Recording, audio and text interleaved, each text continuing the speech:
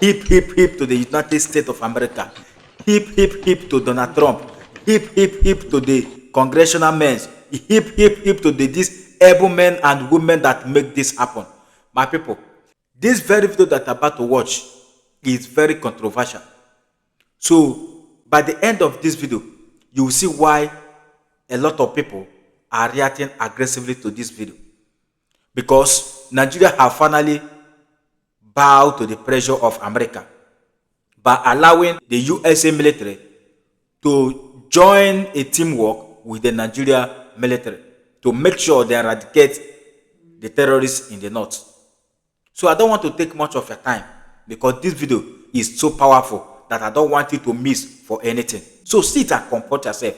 Let's see what this video have for us. We are winning big. Let's go in there. Don't go anywhere. Enjoy. And in Nigeria, we're annihilating terrorists who are killing Christians. We've hit them very hard. They've killed thousands and thousands of Christians. What's that all about? Open bilateral cooperation, especially between the two countries, as regards the designation of Nigeria as a country of particular concern. You have heard remarks by the National Security Advisor of Nigeria and the U.S. Under Secretary of State for Political Affairs. Therefore, I want to give you a few remarks, and thereafter, if you have any questions, we can then take. Now, this engagement that we have just had represents the third high-level engagement by senior U.S. government leadership since the visit of the Nigerian delegation to Washington in November last year. Now, this also follows two congressional delegations hosted in December of 2025, and we are now having this working group between the two countries convening to work together to see how the two countries can work together to solve the pressing issues on the table. This bilateral engagement reflects not only our shared commitment to religious freedom and the protection of civilian population, but it is also a mature and strategic relationship that is grounded in trust and also in shared responsibility, especially between our two nations. The partnership has been useful, with the U.S. and Nigeria cooperating militarily, but also in intelligence sharing and in general security. And I want to state here that indeed this cooperation has translated into very tangible operational gains. It has enhanced our intelligence sharing.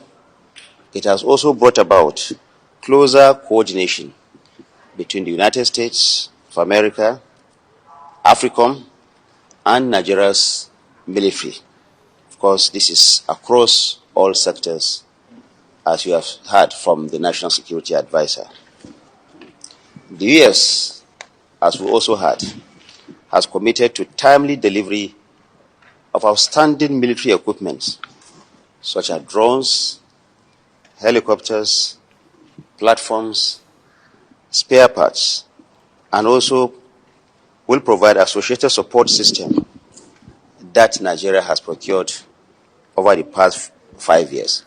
Now, the idea is that these meetings will seek to accelerate the delivery of this military equipment and other support that we require from the United States. Now, we want Nigerians all to know that this partnership is working and is also yielding very tangible results for us. We are beginning to see the gains of this very close relationship that we are developing with the United States of America. We want to use this opportunity to tell Nigerians that this cooperation is indeed yielding the desired fruit. We want Nigerians to be patient as both countries continue to engage for the betterment of our two countries and the world in general. On the Nigerian part, we are all aware that President Bola Ahmed Tinubu of Nigeria has since formally declared a state of national security emergencies in more vulnerable and also in high-risk areas. And in the process, he has authorized and asked that there should be an intensified joint operations between all the security agencies and our armed forces. And the President has also directed that this be sustained by deployment of additional security forces to priority areas to curb this violence. Very important for Nigeria. We want to state that this relationship is also helping in strengthening early warning and also developing a national database to provide a single authoritative source of accurate and verifiable figures on deaths and casualties arising from violence.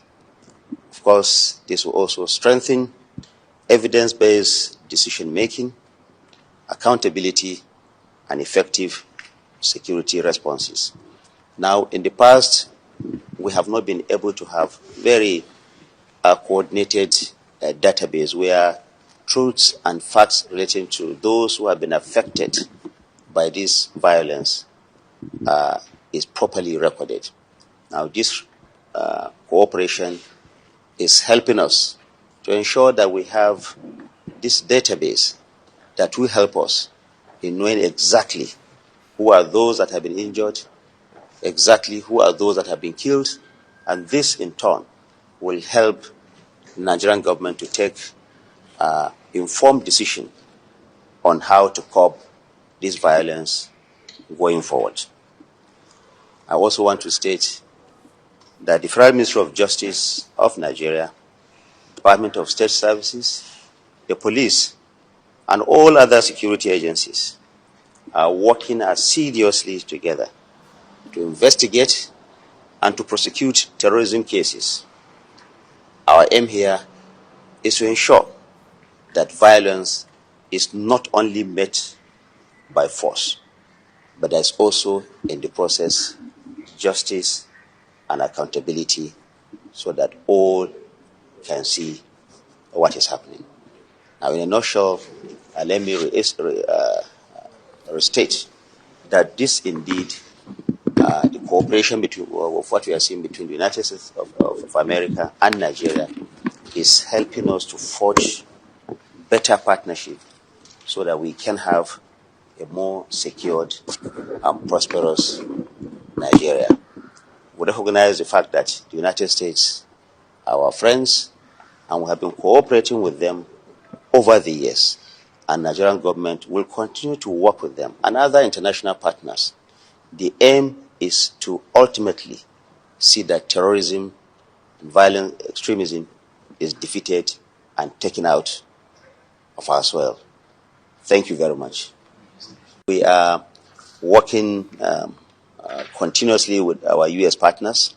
You have heard that these strikes were coordinated together with the Nigerian security agencies and armed forces, and they are working together to ensure that we have a very comprehensive evaluation of this, and details of that will continue to be made available to the press.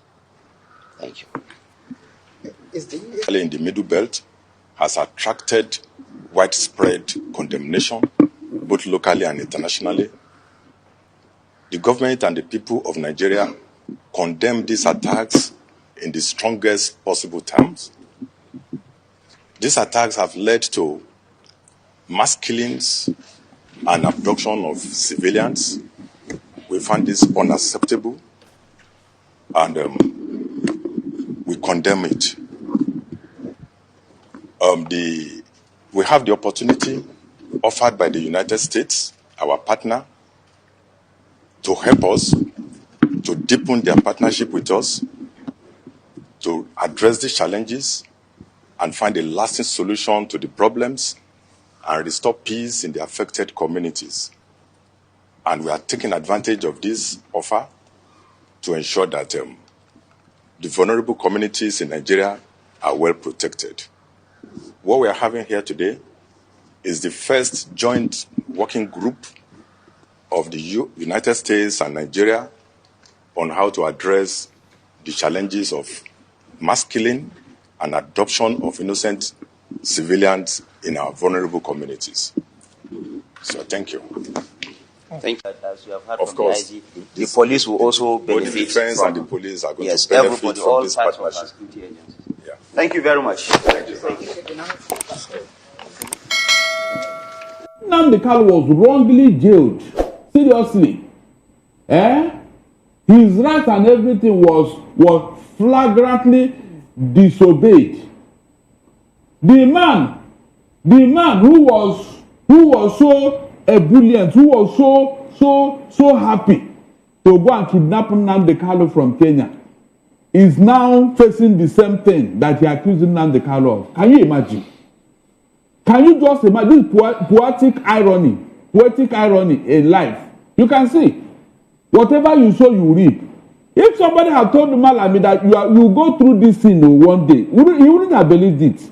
The very man who orchestrated Nnamdi Kanu's kidnap and all that, even when the court said he should go, that Nnamdi Kanu should, Malami insisted that Nnamdi Kanu must be brought back and face some spurious charges.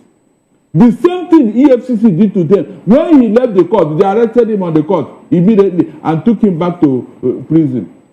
So that is how life is. So with all this development, the whole world can now see that Nnamdi Kanu was wrongly jailed. All the things he was saying, nobody said that it is wrong or no, it's not true, it's not happening, no. Is it not the same thing that you are witnessing today? Imagine if the federal government had called these people, like they have been dialoguing with Toju Bello and other terrorists. If they had called IPOB, okay, come, my people, come. What is wrong? What are you people talking about? What happened? For a dialogue. Maybe this thing would have died down. They will now give them the assurances and all that. And maybe they will step down. Like they did this protest yesterday. Did anybody die? Did they kill anybody? Were they carrying gun? That was exactly what they were doing. Before the federal government under Buhari started using gun to kill all of them. Barrister, talking about the release of Nnamdi, recently, there's been this engagement, this collaboration between the U.S. government and Nigerian government security agencies. And well, before the U.S. said, before we backpedal, on our threat of having to take out these people, there are certain things that we need you to do. Exactly. And we understand that one of them was the release of Sunday Jackson, the farmer that was jailed by the Supreme Court in Adamawa. Is it Adamawa in Taraba, somewhere in the northeast? Yeah. And we saw him released. He was granted pardon and clemency. Do you think that release of Nnamdi Kanu might at some point come in the table? He's already on the table. Between the U.S. government and Nigerian authorities? Okoro is already on the table. How Whether so? the U.S. will put the amount of federal, it's already on the table. Nnamdi Kanu must be released. No. Because it is obvious that man was wrongly jailed. From these terrorists that are working all over the place. But I want us to be factual. The factual is that it's on the table already. Okay, at a point, it will come up. But for now, it hasn't come up. It's already, discussions are going on. Let's be very clear. The government at the point it will come up, or is already on the table. Hold on, I told you now that discussion is going on behind closed doors. Okay. It's not something that just wake up between the U.S. government and Nigerian. No. Nigerian government and some Igbo leaders. Okay. Yes. My direct question is: do you think that at some point, it might be on the table? U.S. will say, "Look, if you do this, we need you to do this." I said it's already on the table. It's just that table now. Both Nigerian government and the U.S. government table is there. It's part of it because the Igbo leaders of thought and some other concerns are already talking about it, but it's behind closed doors. Until that discussion is concluded, we are still talking about it. We are still raising that issue because we are now seeing that yes, from all indication, this man was wrongly jailed. Now that you have watched the full clip of the video, I think you get value of what you just watch. We've hit them very hard. I know, of course you do. They've killed thousands and thousands. This video that you just watched have become an eye-opener to us. Nigeria government thought they are so tough, but America have humbled them. They forcefully sentence our leader, Mazen Nnamdi Kanu, and then think that after sentencing him, that everything will just be swept under the carpet. But today, Nigeria, how market? Look at what is happening in the north. The north politicians are busy slaughtering, unaliving their own people just for their selfish interest. They said Nigeria was a sovereign nation, that another country have no right to come and, do otherwise. But today, how far? Are they not the same people that sit in this round table urging America to do the needful, while they have been denying all the genocide since all this while? After spending 9.something million from lobbyists to confuse the American government not to intervene of what is going on in Nigeria. But today, our awareness have overshadowed their lies. That is the power of social media. But better still, all these things cannot help Nigeria. Never. Because Nigeria was built in the foundations of lie and the foundation of destroy. Only thing that will bring the lasting solution in Nigeria remains disintegration. The Biafra restoration will bring the lasting solution to the Nigeria crisis. Because the aim and the agenda of these invaders, of these jihadist terrorists, is to Islamize this country for their own benefit, for their own Sharia. And we say no to it. And that is why we keep advocating for America to do the needful. Because we are still waiting, as the congressmen promised to give a final option for Donald Trump to choose between the division or allowing the Christians to be unalived in daily basis. So we are waiting, because disintegration remains the lasting solution to the Nigeria problem. Biafra is real in our own time. So my people, who am I? I'm only a messenger. If you love what we do here in this Global Love Channel TV, please don't hesitate to touch a hand for subscribe button, like and turn on the notification bell, so that whenever we upload a new video like this, you'll be the first person to be notified. And in doing that, you are encouraging us to do more. And togetherness, we shall save life together, because Africa life matters. Till next time, see you in my next video. Bye for now. Thank you.